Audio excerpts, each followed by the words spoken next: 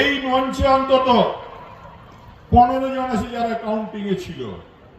তারা সবাই জানে যে শুভেন্দু বাবু আপনার ওই বন্ধুটি, আমার নাম করতে ইচ্ছে করে না, সে যাবার সময় বলে গেছিল, দাদা হার স্বীকার করে নিলাম, আমি আসছি। 1 রাউন্ড আগে পালিয়ে গেছিল। আর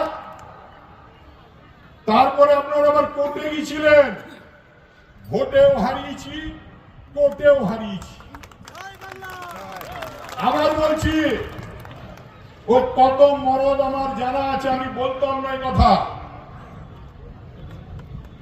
যখন মমতা বন্দ্যোপাধ্যায়ের নাম ডিক্লিয়ার করে তখন দম হয় নাই পাণ্ডবেশ্বরে ঢোকা। এক পুলিশ অফিসারকে দিয়ে আমাকে বলে পাঠিয়েছিল যে দাদা একটু বসতে চায়। আর তারপর আসানসোলে একটা মিটিং করে বলেছিল, দাদা তুমি এমএলএ, আমি শুধু উল্টো দিকে ব্যাটিং করবো। আরে ওতে ব্যাটিং করতে আসেনি, ইটিং করতে এসেছিল। তাই পরের বারই পাণ্ডবেশ্বরের মানুষ তাকে কাটিং করে দিয়েছে।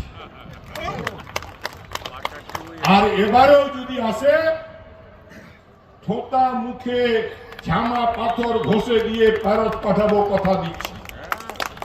কি হবে তো জোরসে বলো।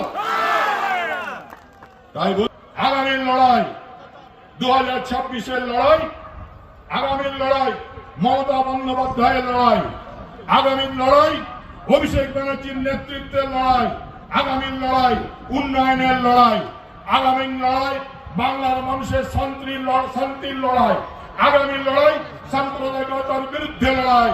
তাই জোট বাঁধো, তৈরি হও, উত্তিষ্ঠিত জাগ্রত প্রাপ্য পরাণ নিবৌধিত ওঠো।